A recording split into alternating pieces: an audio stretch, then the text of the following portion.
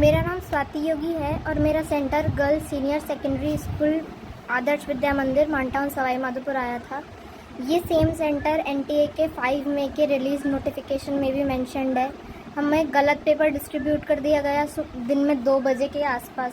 2 बजे हमें पेपर मिला और हमें सबसे पहले हमें हिंदी वाला सेट का पेपर दे दिया गया।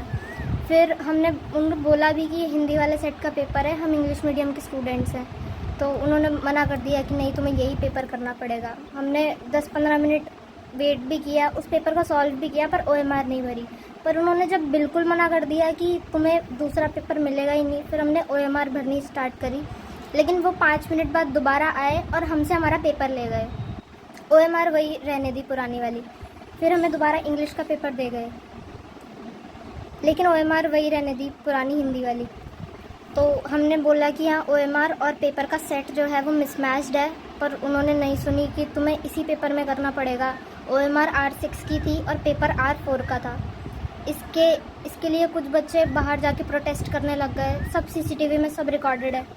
बाहर जाके प्रोटेस्ट करने लग गए, मीडिया आई और हमारा पेपर जैसे टाइम वेस्ट हो गया। 3 घंटे पूरा का पूरा 3 घंटा 20 मिनट हमने कुछ नहीं किया, क्योंकि हमारे पेपर का सेट और ओएमआर का सेट ही अलग अलग था। मीडिया आई, पुलिस ने कुछ बच्चों को बहुत मारा। मीडिया ने सब कुछ रिकॉर्ड किया, मीडिया ने हमसे बात करी। शाम को फिर एसडीएम और एडीएम, कलेक्टर सब लोग आए, उन्हें सारी सिचुएशन बताई। फिर लास्ट में उन्होंने बोला कि तुम्हारा पेपर रिकंडक्ट करवाते हैं 6 बजे से। अब इतना कुछ होने के बाद, इतना माइंड सैचुरेशन और हरासमेंट के बाद में शाम को 6-6:30 बजे से पेपर देना ऑलमोस्ट इम्पॉसिबल था। फिर भी हम सब ने करेज गैदर करी और बोला कि ठीक है, हम लोग दे देंगे दोबारा पेपर।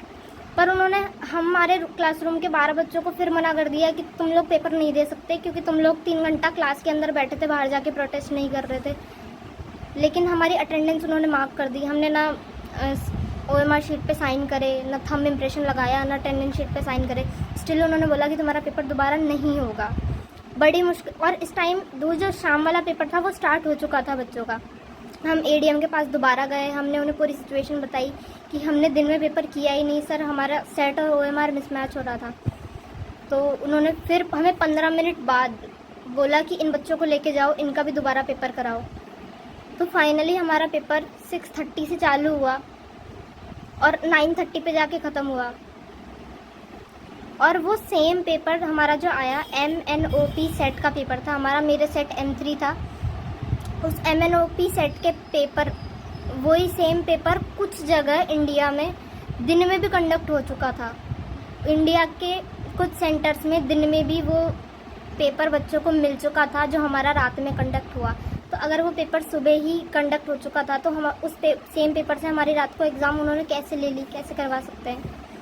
इसके बाद में भी उस पेपर में भी कुछ क्वेश्चंस थे चैलेंजेबल, जो प्रोविजनल आंसर की आने के बाद में मैंने टीचर से कंसल्ट करके उन्हें चैलेंज किया। उस पर भी कोई एक्शन नहीं लिया गया और हमारा जो टाइम लॉस हुआ उसका ना कोई नॉर्मलाइजेशन किया गया, ना हमें कोई ग्रेस मार्क्स दिए गए।